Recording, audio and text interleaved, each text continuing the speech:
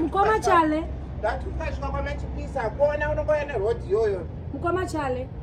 Famba ka uchibva kwamachipisa unofamba nerodhi iyoyo. Mukoma chale. Mai? Maswera sei? Muse hoda. Uchibva kwamachipisa famba unouya. Mukoma chale. Alright, go.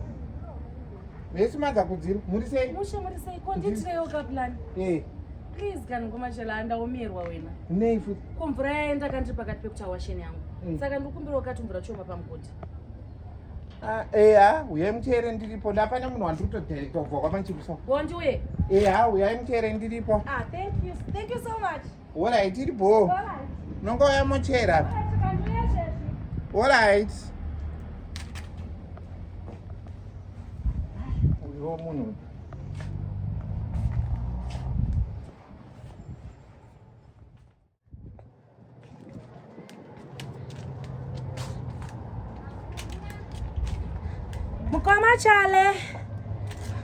Mukoma chale. Shaita maita basa ndakuenda. Thank you so much.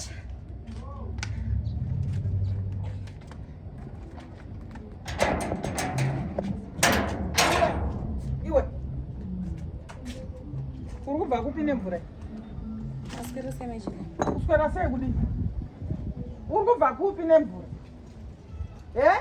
Ndikubva kuseri kumugodhi wenyu Amai Jilimba. Kumugodhi wangu? Akutichera mvura pamugodhi wangu ndiani? Ndiani akutichera mvura pamugodhi wangu? Ndakumbira chale zvakanaka bhaketi rimwe chete. Uchikumbira chale ane musha? Anemba? Iye zvino uri kuuya panapa usina kupfeka kudai so. Chakutsvaga chipa vana vangu iwe.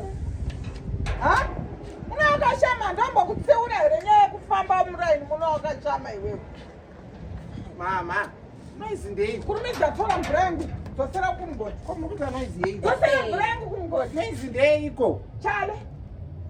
Munhu muroyi uyu anouya kuzochera mvura panapa. Mama, andakuudzai kuti mugodhi ngaugara wakakiwa. Vakumbira bhaketi. Andakuudzai here tinoisirwa poison nemunhu.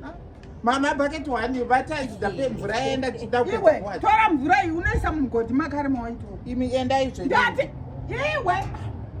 Mama ine basa. Check. Hapana kuonaenda ne.